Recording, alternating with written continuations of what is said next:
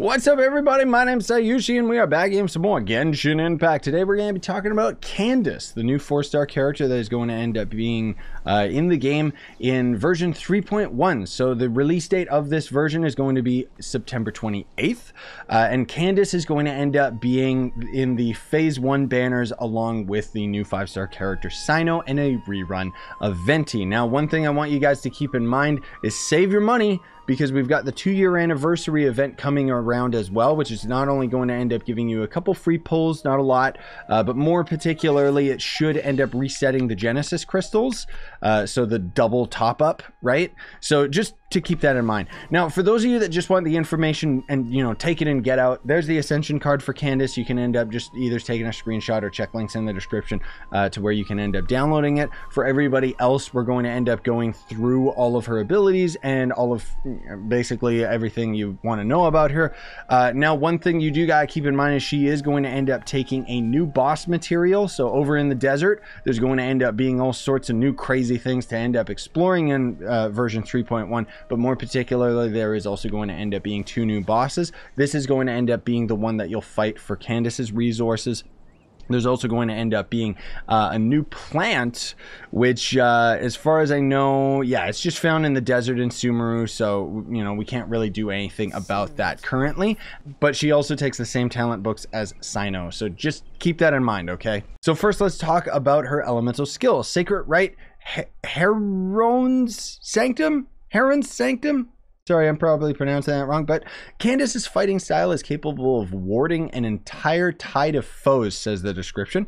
So tapping it rushes forward with her shield, dealing hydro damage, and holding it, similar to Bedeau, will raise her shield to block incoming attacks from nearby opponents, forming a barrier that absorbs damage based on her max HP and absorbs hydro damage 250% more effectively.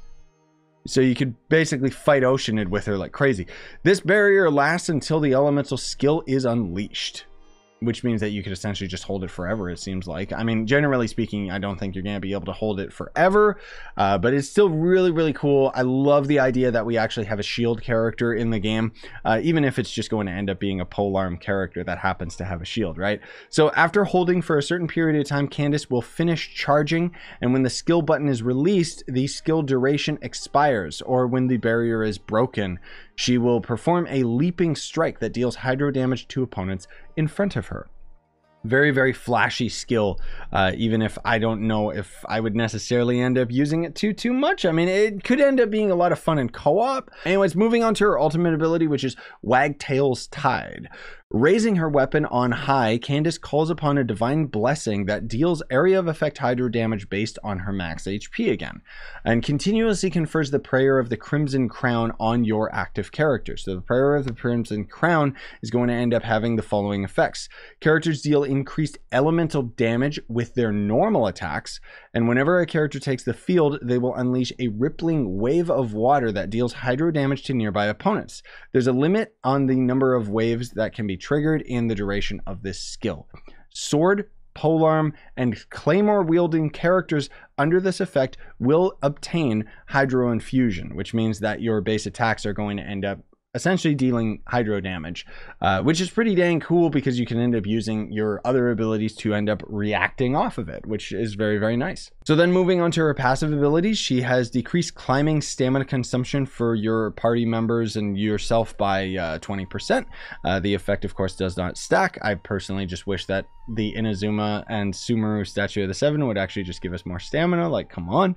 And then her second passive, if Candace is hit by an attack in the hold duration of her E ability, that skill will finish charging instantly. So quite literally the same as Bedeau. Rather than trying to release the ability at the same time as taking the attack to counter, instead you can just block for like a crap ton of time, but if you end up taking damage while you're doing the hold, it means that you could just release that immediately and do the maximum amount of damage. And then her other passive, characters affected by the Prayer of Crimson Crown, which again is her ultimate ability, they will deal 0.5% increased damage to opponents for every 1,000 points of Candace's max HP when they deal elemental damage with their normal attacks.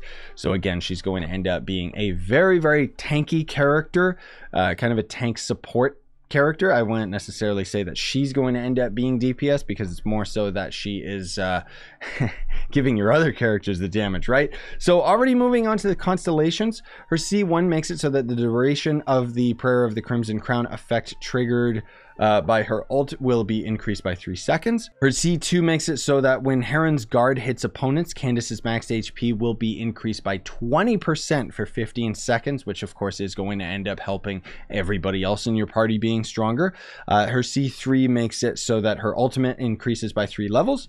Her C4 shortens the hold cooldown of her E ability to the same as that of the tapping cooldown. So essentially, if you end up tapping your E ability, it is a 6-second cooldown before you can use it again, and doing the hold is a 9-second cooldown before you can do it again. So I guess it's pretty significant.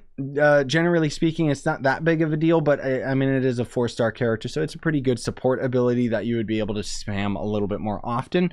Of course, her C5 is going to make the guard level up, which I would say is the top priority of the character, is the guard ability. And then her C6 makes it so that when characters, excluding Candace, affected by the Prayer of the Crimson Crown caused by her ult, deal elemental damage to opponents using normal attacks, an attack wave will be unleashed that deals area of effect hydro damage equal to 15% of Candace's max HP. This effect can trigger once every 2.3 seconds and is considered elemental burst damage. So essentially, if you ended up having her C6, you would probably end up having some sort of a weirdo burst build on her, just because of the fact that it would end up giving that sheer amount of extra power. So the funny thing is, as far as her weapon is concerned, I guess we've already got HP spears in the game, generally speaking, because the only new HP based weapons are going to end up being the swords, because those are going to end up working hand in hand with Nilo. Now, I'm sorry to say that I don't know every single weapon in the game or anything like that. I can only really suggest the weapons that I would end up particularly using, which would end up being any of the following ones that I just already have.